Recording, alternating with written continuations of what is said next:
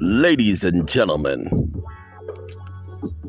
gentlemen and ladies and gents, Did I make those mistakes in my life? Labyrinth! I don't know everything I try to do took another round. She went out on me. Ladies and gentlemen and ladies, we got a little bit of talking we're going to do. I did a video the other day, and I talked about Mr. Joe Rogan. And let me qualify this because it's absolutely necessary that I qualify this. There was a time when I looked and I just glanced at the name and it looked like Reagan and not Rogan.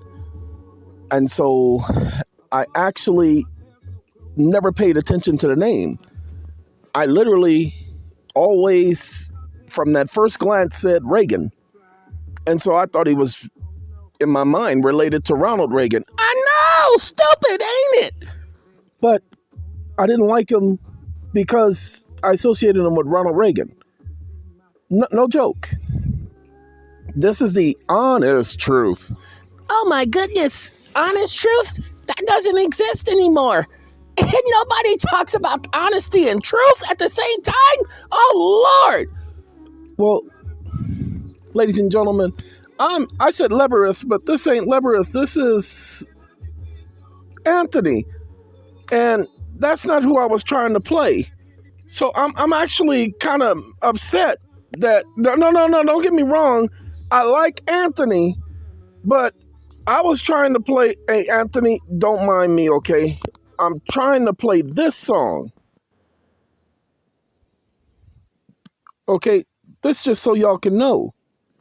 Because this is the song I wanted to start this off with. Labyrinth! That's why I said that, ladies and gentlemen. I don't know how Anthony Hamilton, now don't get me wrong, me and Anthony, we go there, okay? But I want to let you guys know about putting money where my mouth is and going out fighting and leaving scars. Not knowing about tomorrow.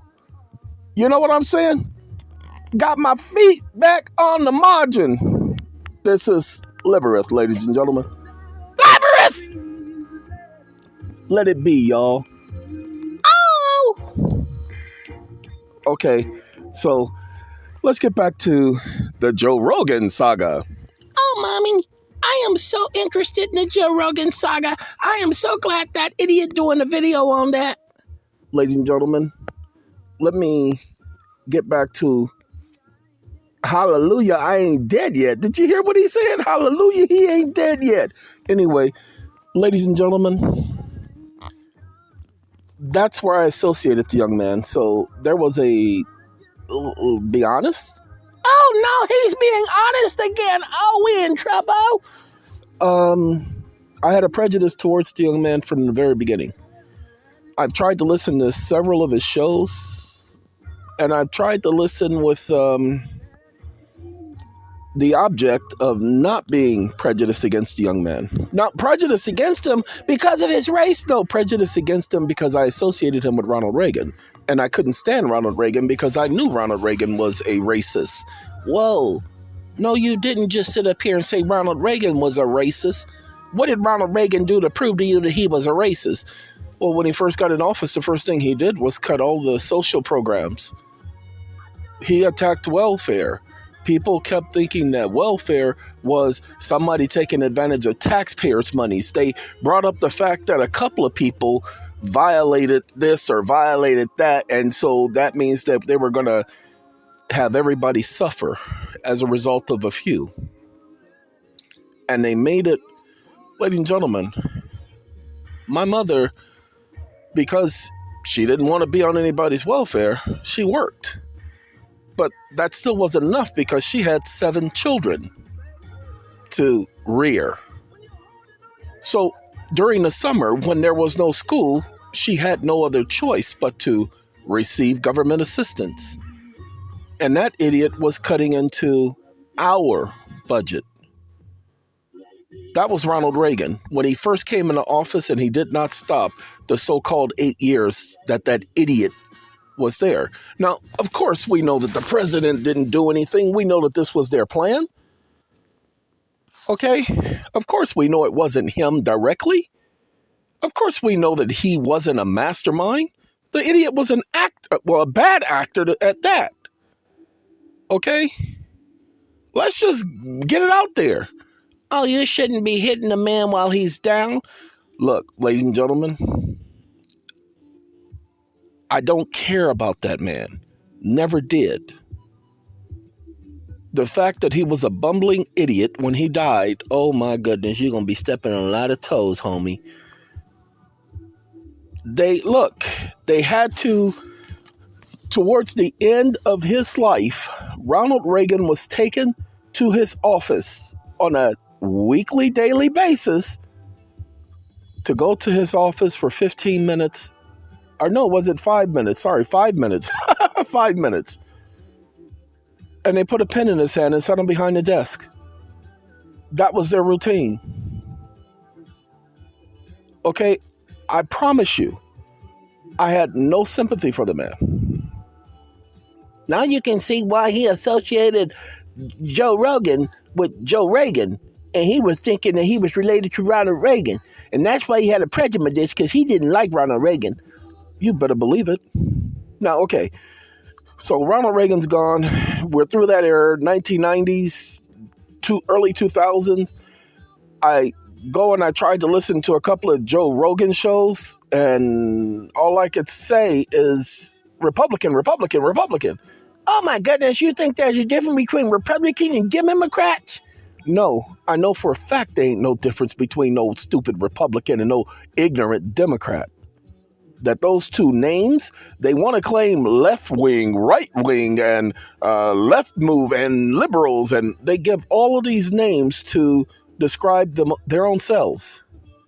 Ladies and gentlemen, there is no sides. Stop thinking there are sides to take. Well, didn't you take a side when you said John Rogan was this and that? You better believe I took a side, and it was a wrong side to take. Look, ladies and gentlemen, if we're going to kid ourselves and think that people who are not of color don't use the so-called N-word, you're an idiot. So if you're going to think that when they were children, they didn't play around with the word, literally play around with it. Some of them were serious when they played with it, but other little white boys and little white girls used the word just playing around, just saying it, like boogeyman or boogie woogie or Beetlejuice, they just played with it. It was not intentional. There were a lot of them who used the word and they had every intent to mean something negative. So let's get it right. Do I think Joe Rogan is a quote-unquote racist because he used the so-called N-word? I can't say that. I cannot put him in a category because I've never heard him use that. He's never used it towards me. I don't know the context in which he used the word. Okay? As a matter of fact, to be honest with you, I don't even use the word in my normal conversations. But when I did use the word, I used the word. It's a word. Sticks and stones. Ladies and gentlemen, it's a stupid word. Do I like Joe Rogan? I don't know the man. I can't tell you whether I likes him or not likes him. But I do know one thing. He will eventually be off Spotify. They don't have a choice. They're going to try to have this die down, but it's too late. Look, ladies and gentlemen, the use of that word by that man, that information's been out there for decades. He didn't just use it a minute ago. Spotify just took down several videos with him using that word. Pay attention. They just removed several podcasts with him utilizing that word in his podcast. Do you not get what we're trying to tell you here? Spotify knew, and Spotify allowed those videos to be played, broadcast on their private service. And the reason why they could do it is because it was a private service, because it was controversial. But now the controversy is, I'm pulling my music. Neil Young, I'm pulling my music. Indy Irie, I'm pulling my music. Ladies and gentlemen, the floodgates. Is this bringing more attention to Spotify? No, Spotify is losing viewership. I don't listen to Spotify, ladies and gentlemen. I don't like it. It's not the service that I would prefer. But I don't listen to the other ones either. Now, you did hear me listening to iHeart, but of course, I only listen to iHeart because I got their free service, and then I sat up there and created a playlist of 3,000 songs so that I could get the mod version of that and play that. Hey, you know what I mean? Play what I want to play, not listen to their stupid commercials. Ladies and gentlemen, there were some people in a mailing list that I created, about 64 individuals that I created in a mailing list, and I sent them SnapTube, which is a software used to download videos from the internet, from just about any website. I haven't seen it not be able to download a video. So SnapTube, but I told them how to get the mod version. And then I sent them Disney Plus, the mod version. Now, Disney Plus, the mod version, from what I understand, now I can't tell you this for a certainty, but I believe that software literally utilizes VPN technology, but I can't prove it to you. All I know is ain't nobody chiming my phone talking about, hey, you're downloading movies. You're going to get your system turned completely off if you don't stop. Well, they used to do that stuff. But right now I was watching Speed Racer, the movie that came out in 2008. I was a speed racer. Here comes Speed Racer. He's a demon on wheels. Never paid attention to the words, ladies and gentlemen. They called Speed Racer a demon on wheels. Amazing, huh? It's just a song. It didn't mean he was a real demon. I know, but it's just when you listen to the words as a child, you don't pay no attention. You just, okay? And Racer X. But I do like the fact that the movie literally showed the relationship with Spriggle, Pops. Remember Pops, don't you? Spriggle, Pops, Trixie, and, the little chimp. They brought the chimp in. That was actually a plus for me. You know, as a kid, Speed Racer was my favorite cartoon. I hated it because it ended up coming on the UHF channel, and I couldn't always watch it. It was always hard to get that UHF channel, and man, you have no idea how I hated not being able to get a copy of my Speed Racer and Underdog. Underdog. Anyway, back to Mr. Joe Rogan. Ladies and gentlemen, I personally don't have a take on Mr. Joe Rogan, whether Joe Rogan is this or he is that. His genre, the topics that he talks about, that's not my stuff. That's not my conversation. Ladies and gentlemen, I don't listen to podcasts because, peaches, and ladies and gentlemen, it's herb, not herb, herb. The H is silent. Herb. Peaches and herb, not herb. Herbie Lovebug. No, herb. What about Herbie? Ladies and gentlemen, if it's silent in herb, why can't it be silent in herb? Herbie. You don't silent the H in Herbie. Yes, but the herb, Herb, the H is silent. Okay? Just like the name Jorge, the J is silent. Okay? Well, in Jorge, the J and the G is silent, huh? You got it. There you go. So, ladies and gentlemen, reunited. Y'all know this song. Y'all know what this song did. Y'all know how perfect this song was. And you know how everybody in that grandmama was playing this song when this song came out. Hey, Grandma. Oh, yeah. I'm going to play it right now. You want me to play Peach? I got you. Peaches and Herb. Herb. No, Peaches and Herb. What you mean the H is silent? Grandma, you don't know what you're talking about. You just old. Don't know. Just go in that room and shut up and be quiet and listen to your Peaches and Herbs, okay? Herb. You're going to talk about the H is silent. That woman don't know nothing. Old as dirt. Sit up there and cough dirt, breathe dirt, and spit dirt. You dirty woman. Ladies and gentlemen, again, I don't listen to certain things because it's not what I want to talk about. All of the talk about whether the vaccines are this or the virus is this or that, I don't care for that junk. That's not what I'm focused on. Ladies and gentlemen, what I'm focused on is we have opened the floodgates on tax credits.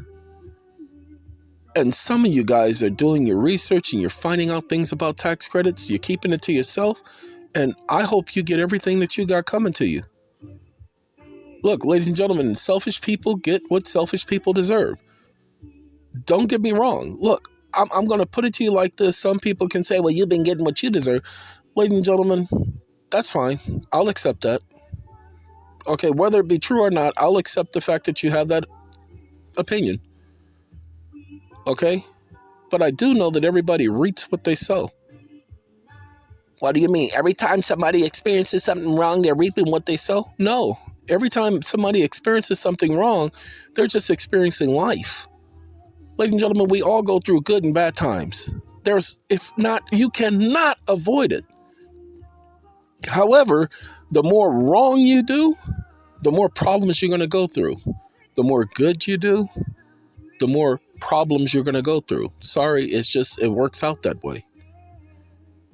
But then the benefits of doing what's right in the future, those benefits in the future are extremely perfect. And the benefits at present, when you focus on the positive, are extremely positive. I just had somebody have a conversation with me today and talking about her emotional state and all the things she was going through, and was able to help her to understand that most of the things she's going through, she doesn't have to worry about. That's other people's problems. She's worried about what everybody else is going to do, not going to do, and what everybody else is doing. And these are her loved ones, but they're grown folk. Okay? This is, this may be Al Green. I think this is the Al Green. Yeah. Wait, hold on, because several other people have done this song. What I do. Al Green, y'all. There's a whole lot of love out of you. All right. I helped her to understand. I'm not a therapist, ladies and gentlemen, but she said that she was experiencing a lot of anxiety. And we were able to narrow it down to the fact that she was worried about everybody else and what everybody else was going through. And everybody else was always dumping their problems on her. And then she's taking on everybody else's problem. Of course, that would distress and depress just about anyone. Ladies and gentlemen, if you're overly stressed about everything, then that means that you're worried about everything. So I told her the story about Jesus and Martha and Mary. You remember the story. Lazarus had just been resurrected. They're at the house having a feast. Everybody's at the house. The Pharisees, Sadducees, everybody's coming to see this miracle. Lazarus resurrected. What a lot of people don't understand about the Lazarus situation, hold on, we're going to talk because this is another subject I'm going to talk about. Oh, sorry.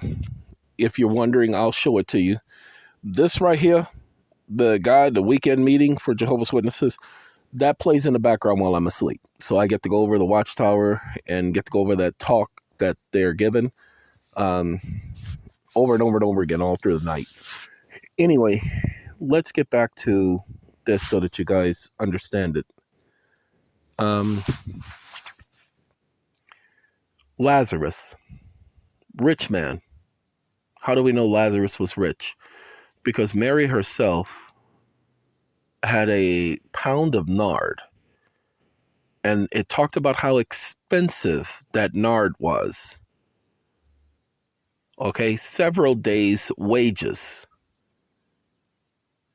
And here she is, what's this waste? Is what Judas had to say, and some others. Why? Because they knew how expensive that stuff was. So that's how we know that Lazarus and them were rich. And we presume that Lazarus and Martha, because they were able to entertain so many guests,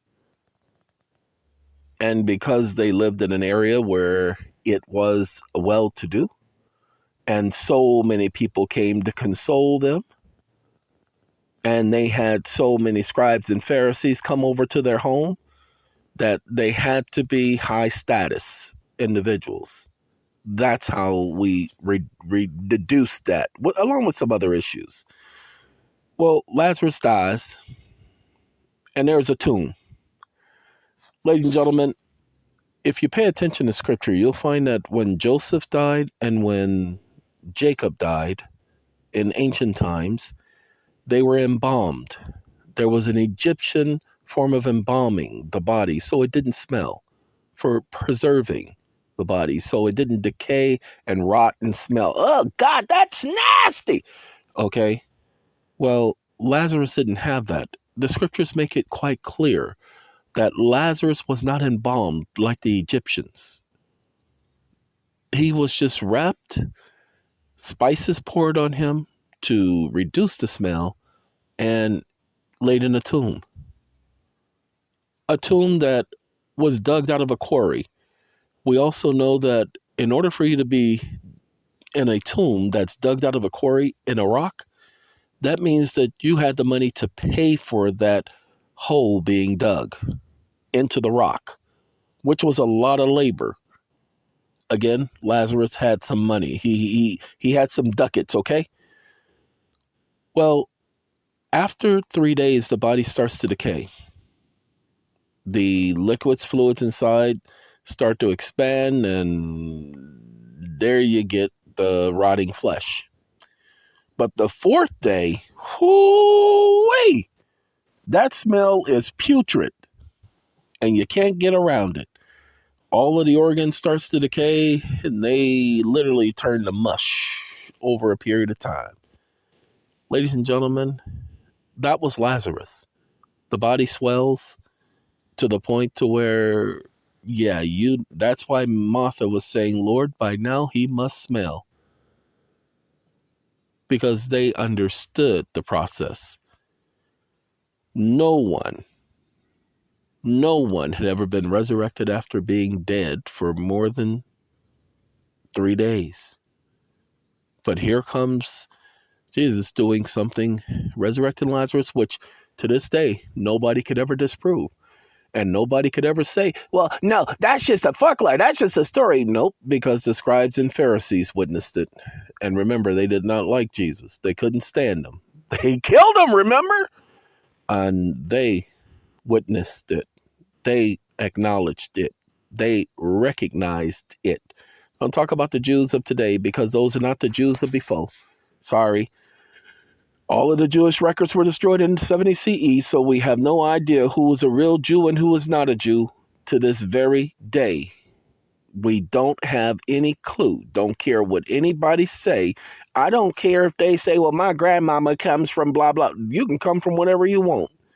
If you look at all the time certain lands and things have been conquered by others, whoo-wee, as one person said, we're all mixed up. We're all mutts. We're all mixed with so much stuff that none of us are pure this or pure that.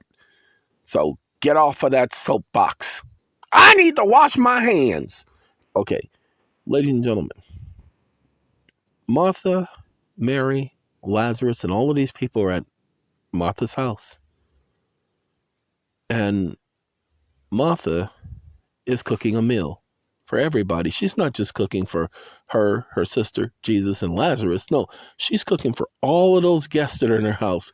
And she's making an elaborate meal. She's not just making any meal. Y'all know how you rich folks are.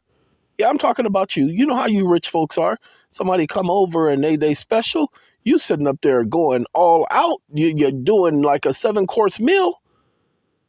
And Mary's sitting up there, got her little pound of nard, perfumed oil, and she is wiping it on Jesus.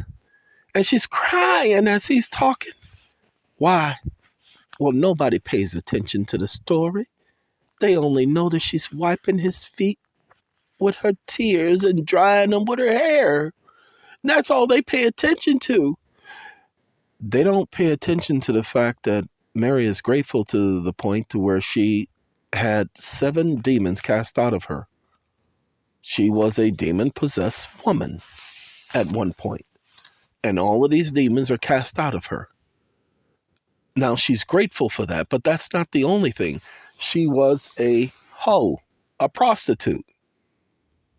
Doesn't matter how you think of a prostitute. She was a prostitute. That was Mary. Well, she's not doing that no more. She has changed. You see, she's grateful for Jesus' help because she has changed. She ain't that no more. And she's regretful for all the things, again, why she is crying. Okay? And she is at his feet, taking in that knowledge. Why? Because she recognizes its value. That's her portion. That's why Jesus said it wasn't going to be taken away from her. That was her portion for her. Martha, on the other hand, it's not like Martha didn't appreciate the information. Of course she did. We know that because the scripture said Jesus loved her the same as he did Mary and Lazarus. Makes it quite clear. The 11th chapter, I believe it is verse 4 and 5. Or is it 6? Well, just go through verse 4, 5, and 6 of the 11th chapter of John, and you'll see that it says, quite frankly, I believe it is verse 5, it says that he loved Mary, Martha, and Lazarus. But when he heard that Lazarus was sick, he stayed where he was 2 miles away. He was only 2 miles away, people. He stayed there another 2 days. He did that on purpose because he needed to have Lazarus die. Why was it necessary for Lazarus to die? Because the 11th chapter of the Bible explains what happens to a person when they die. Oh, they go to heaven. Sorry, that's not what the scriptures say. Not even Jesus went to heaven when he died. What you talking about, Willis? Go ahead and look. Jesus remained on the earth for 40 days after his death. The Bible doesn't teach he went to heaven when he died. The Bible doesn't teach Lazarus went to heaven when he died. Lazarus remained on the earth until his death. Second death. Not the second death. You don't mean the second. No, not with Lazarus. That's not the second death. Lazarus died a second time, but he did not experience the second death. Get on with it now. Well, anyway, while Martha's in there cooking her meal, she's worried about everything. She's worried about all the food she's cooking. She's worried about everything getting done on time. She's worried about not burning anything on that stove. And that microwave, man, that microwave has been on the fritz. Oh, they didn't have microwaves then? Yes, they, no. Oh, okay, I'm sorry. Sorry, wrong story. Anyway, and she goes to Jesus and she says, Lord, do you see this, my sister sitting right here? That's my sister, Lord. She knows I'm in here slaving. She knows I'm in here over these pots. Look at this sweat, Lord. You see this sweat? I'm a woman. I ain't supposed to be sweating. All these men up around here seeing me sweat. I don't want to be looking like that. You know I'm high status. Come on now. Tell her to get her butt up off that floor. Wiping your feet dry with her hair. Tell her to put them tears back up in them eyes and come in here and help me. I'll give her some onions if she wants to cry. Okay, Lord. And Jesus says, Martha, look here, you stupid wench. No, he didn't say that. He said, Martha. Now, you know I love you, child. Look, we're all here at your house. And you're trying to do so much. And we appreciate it. Not just me, but everybody here appreciates that. We know you, Martha. We know how diligent you are. Yes, you're worried about so much, Martha. Okay, and you can be worried about that. But see, your sister, she's also worried. She's worried about her life.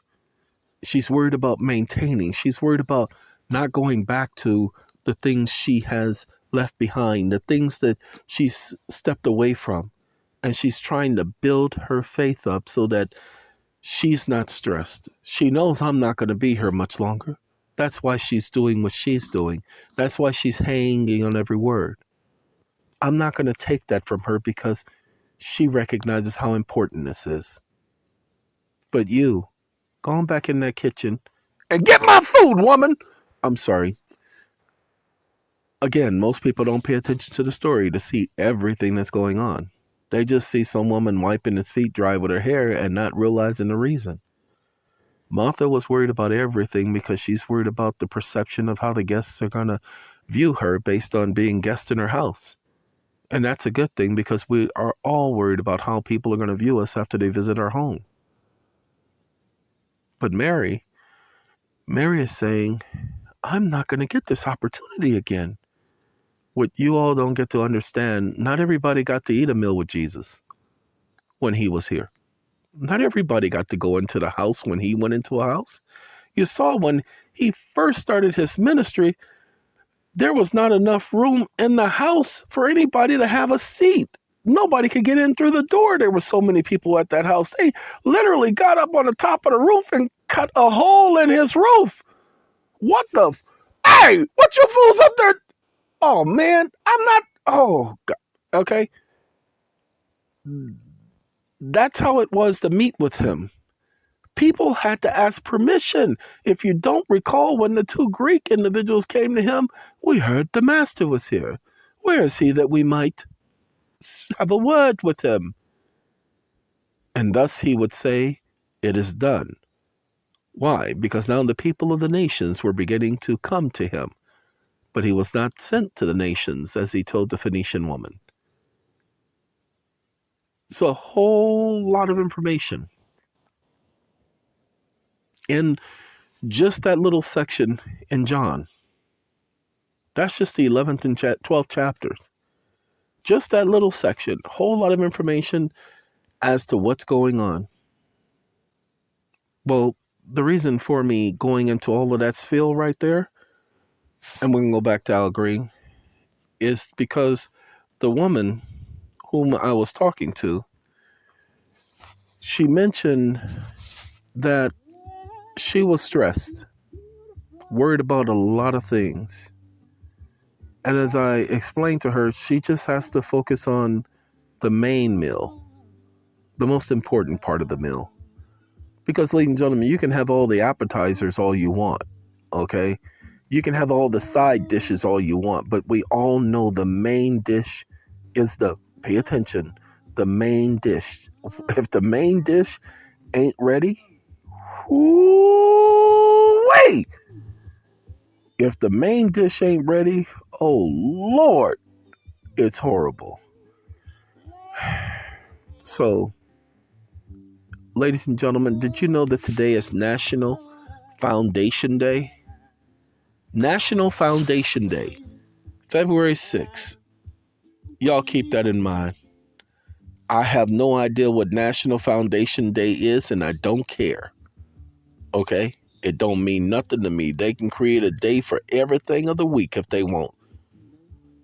Now, getting back to having that conversation with that young lady and all the things she was stressed about, giving her some techniques on how not to be stressed.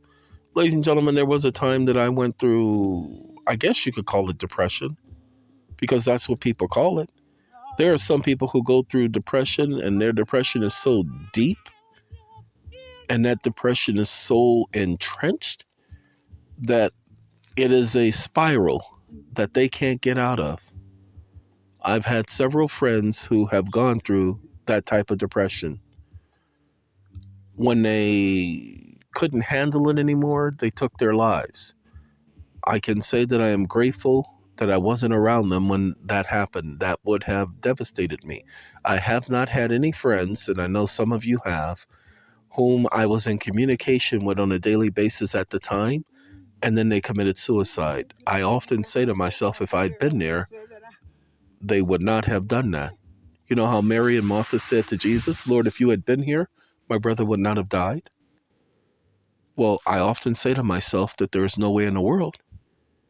My friends are depressed. I talk to them. I make them talk to me.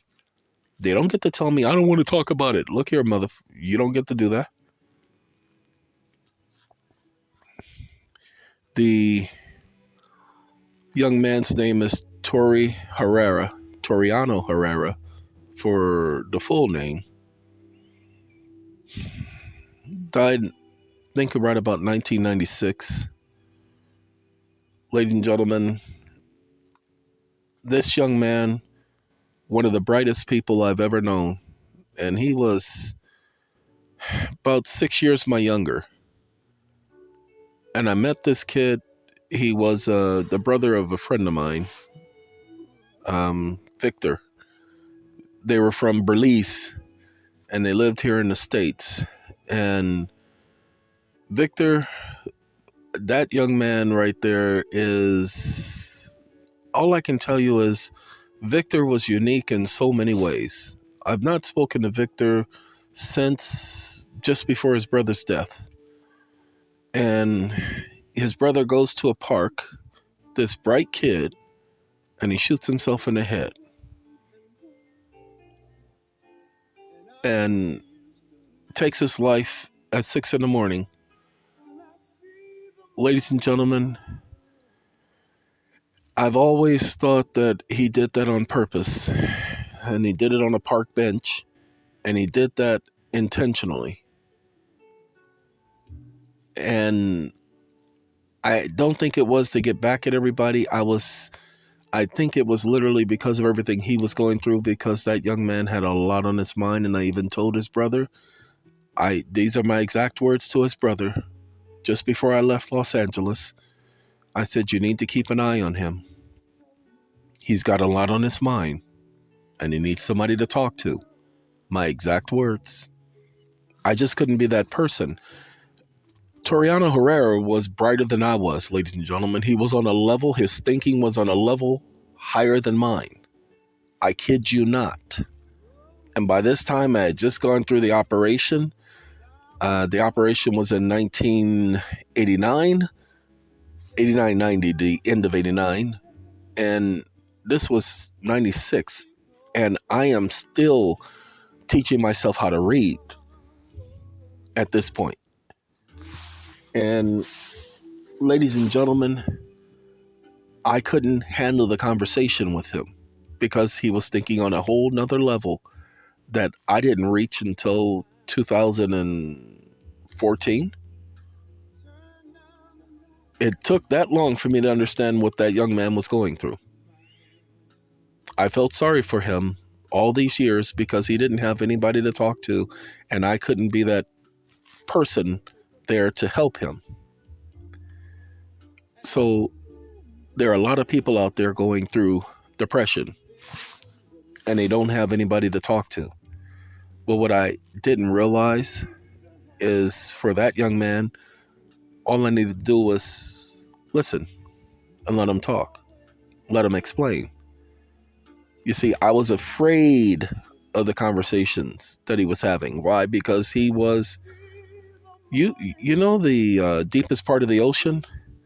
Well, he was several 100 miles deeper than that. Like I said, the brightest person I've ever met. And when I met him, I think he was 15 years old and I was 19. Okay, this kid was a bright kid, and he had a twin. And I hope his twin is doing okay. I have not spoken to his twin or his family because I couldn't stay in LA at the funeral or anything. But I did take that trip to LA to go and view his body. because I felt I owed that to him, because I regret the fact that I was not there for that young man. The same as everybody who has a friend who has committed suicide. How much they regret, how much they wished, how, well, I could have done this and I should have did this. I've been through all of that with him. There was another young man, his name was Aaron's. And Dave, he saw Forrest Gump. And when he went to see Forrest Gump, he actually couldn't watch the entire movie. It really, really affected him in such a huge way because he had experienced some of the things that Forrest Gump had experienced. And he had seen other people experience things like Forrest Gump had experienced. Dave, he ended up getting married to somebody who was several years his elder. And we all were not appreciative of that relationship. A lot of us who knew him was like, what is wrong with you? Dave, I think at the time, I think I was 26 and he was 24 and she was 32 and a little controlling. And she had been married before. And he was a very sensitive person. Well, several years after they got married, Dave committed suicide. You talk about somebody who was very sad to hear that. Now, Dave and I, we got along, but we didn't get along because we had the same best friend at the time. And so because his best friend and I became best friends, he didn't appreciate it. He thought I was stealing something from him. At least that was my perception. And let's just say I didn't know his emotional state. I did not know his emotional state. I did not realize about his emotional state until several years later. And I regret the fact that I did not realize his emotional state. Because what did I do? The same thing all men do. He was jealous. I made him even more jealous because I didn't care. I honestly didn't care about his jealousy because I really didn't believe men should get jealous, especially of each other. Ladies and gentlemen, I got nothing for people to be jealous of. I'm just a man. But again, handle that the wrong way. Now, that's not what led him to committing suicide, okay? Lord have mercy. That's not what led him to doing that. That's just the facts of the reality. Okay? Ladies and gentlemen, again, we started off with Fred Rogan. Fred Rogan. Fred Rogan is NBC's sportscaster. No, we started off with, excuse me, I'm sorry. Good old Mr. Joe.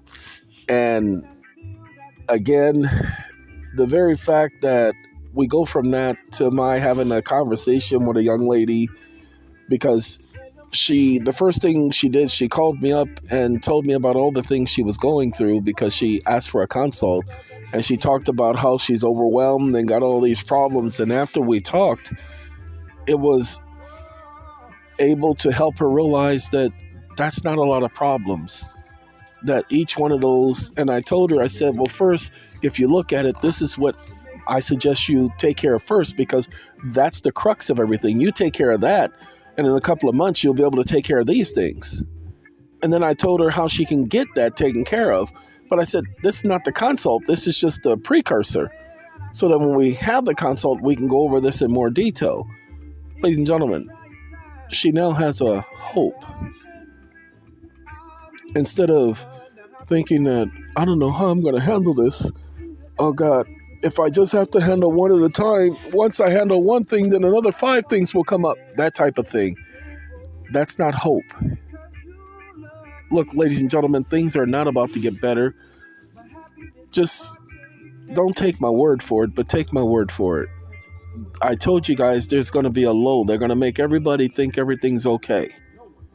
You guys don't understand that Omicron is infecting everybody, especially all the people who were vaccinated and all the people who were not vaccinated. Why? Because it's going to lead to the next thing, and that next thing is going to be horrible. And I'm so sorry for all of you. I really am so sorry for all of you that you're going to have to go through that junk. Before it even got started, did you not hear them talk about how bad this virus was going to be and how it looks like it's going to be here forever? Excuse me, how could they predict that? They didn't have enough evidence in it. The virus was just just discovered. What'd you say created for if you didn't mean created? No, I meant discovered, because they discovered it after they created it. Okay? Anyway, ladies and gentlemen, right after they discovered the virus created, they were saying that it looks like it's going to be like the seasonal flu. Excuse me? It looks like it's going to be like the seasonal flu? Where did you get that information from? Where's your research for coming up with something like, oh my goodness, do you see it's going to be like the seasonal flu because it's corona? No, that's not what they were meaning. But now that's all they're talking about is how we're going to have to get booster shots. It's going to be like the booster shots? Ain't that? Now, ladies and gentlemen, I want y'all to understand Calvin Richardson and Angie, y'all, in my background. Angie Stone. Ladies and gentlemen, did you guys not understand from the very beginning? When this virus first came about, it was corona. So they could assume it was going to be like the common flu. But for 2 years, nobody caught the flu. Go back. Take a look. For 2 years, not a single flu symptom. Well, the corona, they had flu-like symptoms, but not a single case of flu that I experienced anywhere around me. I get the flu, pay attention. I get the flu, pay attention. I get the flu at least 3 times a year because of my immune system being so weak. And I promise you, that's a horrible time. So the only way I got through the flu was vitamin C.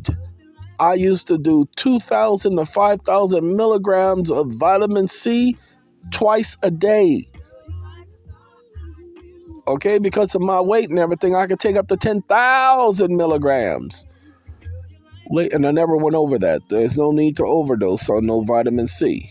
But I took enough vitamin C to take care of my immune system. So every time I got the flu, I vitamin C'd it up, and in less than a week to a week and a half, no more flu. Usually 3.5 days is the longest it would happen. Vitamin C and antihistamines to keep myself from sniffling and sneezing, because I can't stand the sniffling stuff with the flu. And so I applied the same regimen to corona. Not that regimen will work for every single thing, but I did know that I needed to build up my immune system because I knew my immune system was weak. So that's why the vitamin C. The antihistamines, I don't want to be sniffling and sneezing and all of that all day long. So antihistamines. The antihistamines also allow me to get rest. Sorry, that's me yawning. Rest like I need to be getting right now. And that was my routine. So that was my routine for getting rid of corona each time I caught it. Ladies and gentlemen, that regimen is not going to work with this next thing that they're about to release. Sorry. Everybody's going to be wanting to try natural remedies, and do you not understand that's what they've already planned for? These idiots have had over 100 years to perfect this, to make sure that they've tested it out. If you guys don't understand, that's why they went into outer space, so that they create new compounds in zero gravity. Why? Because they could introduce that stuff into the Earth's atmosphere, environment. That's why you can see stuff that y'all ain't never seen before. Stuff reacting to things like it ain't never did. Why? Because the human body's immune system is so robust that they could not create something on the planet, because the immune system of a human body could sit up there and fight against everything that's planet wise. But if you bring something from outside the planet, from outer space, that's right. That's the idea, ladies and gentlemen. Just go back to the 80s and look at how many space shuttle trips they took up there to work on scientific experiments. My bad. Hey, More Than a Woman. This is Calvin Richardson. My. And Angie Stone. Did you say Angie Jones? You know you bad, boy, when you say stupid stuff like that. All right, ladies and gentlemen, y'all take care. I just wanted to take this time to give a little tidbit on that Joe Rogan distraction story, just like the Russian story. All distractions do not fall for the okie doke, people. That's all those stories are for, is for distraction. How come we're not having no conversations about COVID? I just watched NBC. Not a single story about COVID. Now, there was a young man whom the police did a no-knock warrant. That's going to be the last song. Hold on, ladies and gentlemen, but I do want to talk about that no-knock warrant, okay? Let's go ahead and turn off Angie Stone. Ladies and gentlemen, the police did that unconstitutional no-knock warrant. Go back and listen. No warrant shall issue unless upon probable cause that the person or places or possession, blah, blah, blah, blah, blah. Ladies and gentlemen, probable cause means a hearing. Well, the judge meets with the police and the prosecutor. That's how they get a warrant, because somebody puts forth an affidavit. You are supposed to be allowed to rebut the affidavit, not after the fact. They did a no-knock warrant on a place where the person for whom they were doing a no-knock warrant wasn't even there. The police, you see the video, they say the gun fell from underneath the sheet. The guy kept a gun in his bed. Ladies and gentlemen, there is no law against that. If you want a gun, you want to put that gun in your bed when you go to sleep because that's how you protect yourself and your family, then you have that right. There ain't no law against that. They want to make it look like the guy did something wrong. Go ahead and look at the video. Look at the news so-called cast. They want to make it look like the young man, I believe he was 22 years old, did something wrong. Now, again, I'm not a gun person. I hate guns, don't like guns. But the police said because they saw the gun come from underneath the sheet, that gave them the right to shoot. Nobody pointed a gun at them. Well, they had a split second. A split second. A split second, they see a gun fall to the floor. So you don't see it in his hand. You just see it fall to the floor. Ladies and gentlemen, a gun that's not in somebody's hand falling to the floor is a gun falling to the floor. It's not a gun being pointed at anyone. There was no justification for shooting that young man. And now they're a protest again. Okay, ladies and gentlemen, this has been happening. This is not just in this case. This case just made the news. But it's not just this case. It continues to happen. They did a no-knock warrant. They went in there with one goal in mind. We got power, you don't. And now they're going to justify how they could take somebody's life. And when the woman said her son was executed, I'm sorry, I have to agree with her. They did a no-knock warrant, ladies and gentlemen. They had the key to the apartment and they opened it and came in yelling and screaming. Okay? Now, some people sleep very hard. So you come yelling and screaming, you're shocking them. Police, it doesn't matter if you say police. You're waking somebody up. They are not prepared to hear somebody say police. So you're waking the young man up from a dead sleep. He's not dreaming about police. And they killed the young man. And now they're going to justify why they got to kill that young man. So I tell all of you, I don't have a solution for stupid things like that. Now, my God, he provides a solution for stupid things like that, but I don't personally have a solution. You see, I can only tell you that for the Treasury, for Bradley Christopher Stark, I've been really working on this nonstop for the last, since 2017? No, 2018, when it was brought to my attention. But since 2018, it was brought to my attention in March. It wasn't until June that I started getting a hold of the arbitration thing, that I started reading the contract.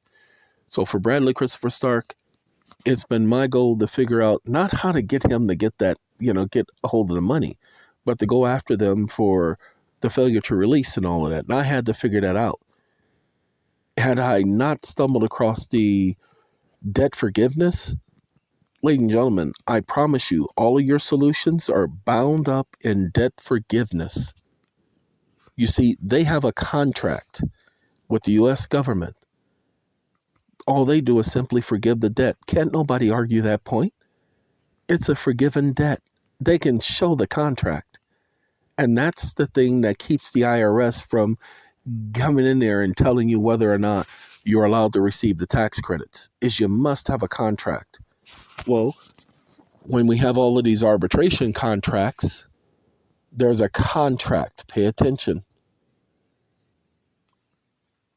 You must have a contract in order to receive the tax credits to carry them forward, because there must be a debt, a documented debt, where there is now they like to use the word promissory note. Well, the promissory note is the contract. The promise to pay is the contract. Go back and read the words about how they promise, and there's a commerce clause. That's the promise to pay, is a commerce clause. Okay? So tax credits, your best friend. Commerce clause, your best friend. That's how that works. All right, ladies and gentlemen, I'm building a dog house for my dogs. This thing, 2x4s, plywood, but sturdy. I just did the walls today, and you need to trust me when I say I just did the walls today, just the sturdiness of it so that you can even lean against it and it's not going to fold and break. Okay? I'm not going to make it to where you can stand up on it. That's not what I'm trying to do here. But what I can assure you of is with these little mutts are going to have some insulation. So I will be making it to where it's insulated. Even during the summer, they'll be able to go in and not bake. So I'm working on that now for them and finishing up my deck. I have the sand, the gravel, and the cement. $1,500 worth of gravel and cement sitting in my front yard. It's just, now that's going to be a project. That's not going to be an overnight thing because it's just me. I've never mixed cement before, but we're going to do the electric mixer motor, the electric motor mixer, and the buckets, because I don't want to get a cement mixer. I'd have to run the generator too long for that. And I'd rather just have the standing over a bucket and using the mixer to mix things and adding the dirt and sand and then pouring the bucket out and coming back and repeat. I'd rather do that. It's a whole lot easier. I mean, really a whole lot easier, because I don't need 6 inches worth of concrete to build anything. I'm not trying to build any permanent anything. I'm trying to create something so when it does get muddy, there's something to walk on. When it does get muddy, there's something to drive on. That's all I'm trying to do right now. When it comes to doing it the right way, that time will come. But this is not supposed to be a permanent foundation, permanent home. Ladies and gentlemen, I'm waiting for a couple of things to come to fruition. All right. Now, one other thing. Yes, I know this video is going into overtime. I have somebody, as you see, it's 2:52 a.m. I have somebody that I've been working with. Give me 1 second. We're going to play some more music besides Angie Stone. Come on, Angie. Get on out of here. That I've been working with. And he has a loan from a government agency, over $150,000 worth of a loan, where they agreed to pay him. And ladies and gentlemen, I'm sorry. Aloe, I'm sorry, I can't. That song right there don't do it for me right now. But we're going to do Bohemian Rhapsody, ladies and gentlemen. Ladies and gentlemen, they reneged. They didn't pay him the money. They sent him the money, but the bank returned it. And he tried to get them to process it the correct way. And they said no, even though their policy says yes. And they withheld the money because they can. And he and I were going over what he needs to do. And I pointed out to him what he hasn't done and what he's supposed to do according to policy. Ladies and gentlemen, many of you are not receiving any type of success because you're not following policy and procedure. As I told you, the best thing in the world I could do is notify these companies of the debt and of my going to be able to forgive their debt and holding them accountable. Ladies and gentlemen, I just need to say, Mama, I just killed a man. Wait, y'all can't hear that? I know y'all can't hear it, but I can. Okay, you see what I'm saying? Hey, Frankie Mercury.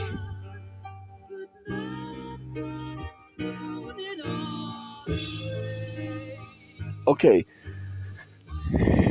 Ladies and gentlemen, I will say this because it's 100% accurate. If you all would just learn the policies and follow the policies, stop being all over the place. Stop trying to get revenge. Stop trying to take care of 100 things. The county, judges, all of these people, if they do you wrong, document the wrong. Highlight the fact that judicial immunity doesn't carry when there is a criminal charge, when there is a criminal violation, when they step outside their judicial capacity, when they do something aside from the law, they have no judicial immunity. That's not for the courts to decide. That's for a jury to decide. See, when it comes to a judge's incompetence and their stupidity, they want to let other judges decide that because they want to protect their own. You guys need to understand, you bring a criminal complaint against a judge, now you've documented your claim. We gave you guys the criminal complaint against judicial officers and against these banks. Why do you think that was done? So that you can create, prove, document the debt. So that you can literally go and charge them, so that you can put a lien. Why? Because the law says that you have to have a legitimate claim. What makes the claim legitimate? The fact that you document it, ladies and gentlemen, and they don't rebut it. See, I never liked this part right here.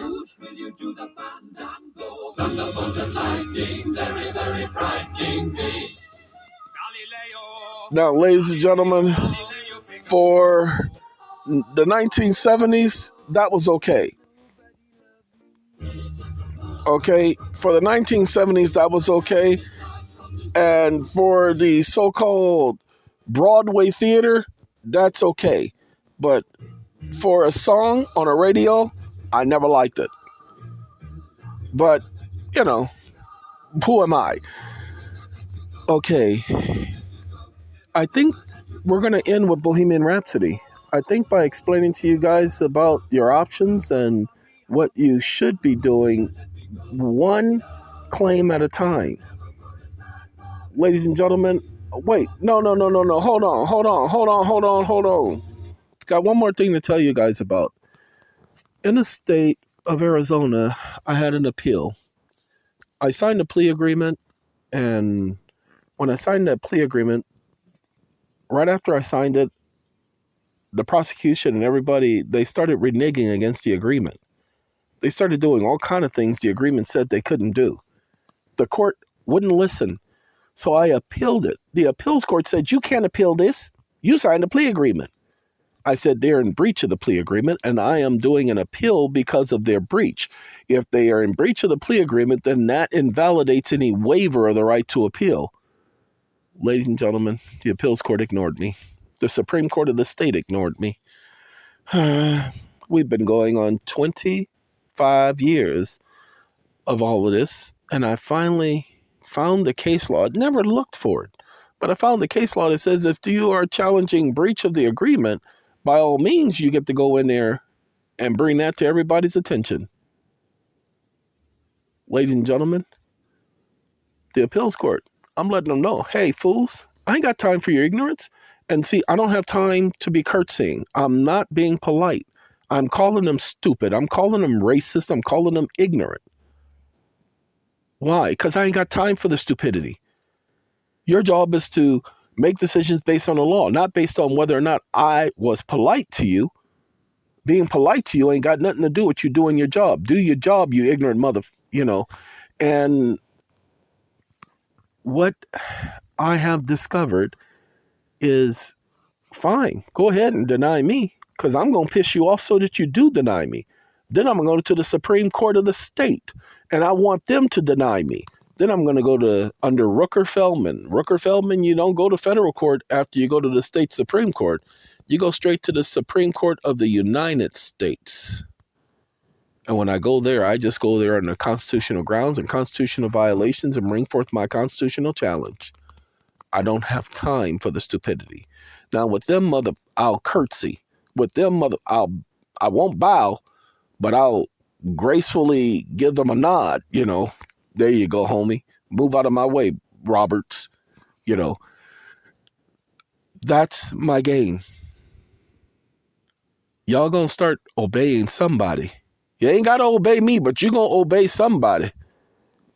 So just thought I'd let you guys know that I'm tired of the stupidity. I've sat back and allowed so much to go on, and I'm tired. No more. I'm not being nice to them no more. I'm not going to ask for their permission. I'm not going to be appearing. I'm not going to be doing no type of appearances, okay? What I'm doing is I'm straight up saying y'all ain't got the right, and y'all ain't never had the right. Now, ladies and gentlemen, real quickly, so that you guys will see this face right here in the background. It looks like one face. Well, this is one face. One eye, two eyes in the background. But then if you look at one side, you'll see that that's another face of a separate head. And it's like the left side of his head and the other one is the right side of his head. But two different heads, not the same head. But if you look at it, it looks like one person's face with an arrow in the middle of it. But then if you look at it the correct way, you'll see two different faces, not the same face. Interesting, ain't it? Nice picture. All right, ladies and gentlemen, it never really mattered to me at all. I gotta go. Y'all take care. Nothing really matters, everybody, to me. Y'all take care. I'm out. This is what I think about in the middle of the night. This is why I can't get no sleep. Ah! Anyway, gotta go. Take care, people.